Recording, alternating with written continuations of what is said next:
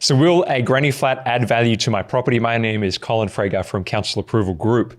I really want to share with you today some insights which have come about from a whole bunch of different things, whether it's from the book that I helped to write, Secrets of Property Millionaires Exposed, which is awesome just to be able to unpack some of these ideas around granny flats. Also, if you haven't already, please grab your ultimate guide in achieving council approval, because we do talk about secondary dwellings and granny flats in here, and I think that is relevant to the discussion. But the question that you might have on your mind is, okay, if I go to the effort of building a granny flat, is it really going to add value to my property? And we need to break that down into different pieces. So first of all, in terms of the rental return, so yes, of course, the rental return is going to be more, isn't it? So as we start to add more value to a property and additional rental income.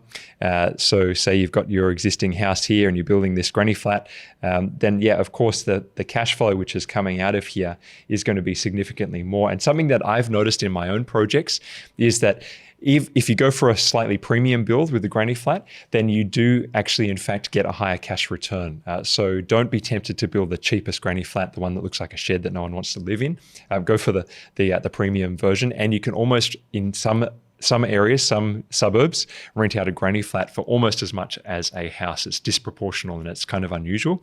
So does it add extra cash flow? Yes, of course. Does it add capital value? Well, yes, it does, but not as much as some other development types. Now, this is an important point, is that as soon as you add a granny flat to a property, yes, you're adding in capital improvement, so the cost of the build at least, and probably a little bit more. But it's not going to be as valued as high as if we can get something better for you. And in this ultimate guide, we go through an investment strategy, which is my favorite, which I talk about in Secrets of Property Millionaires Exposed, the best-selling Australian book, where we go through for you a dual occupancy subdivision, which is really where you split the title, you depart from minimum lot sizes. It's quite complicated to go through, but it's something we can look at for you. So if you're considering any sort of a development for your property, what I highly recommend is that you book in for one of our consultations on our website.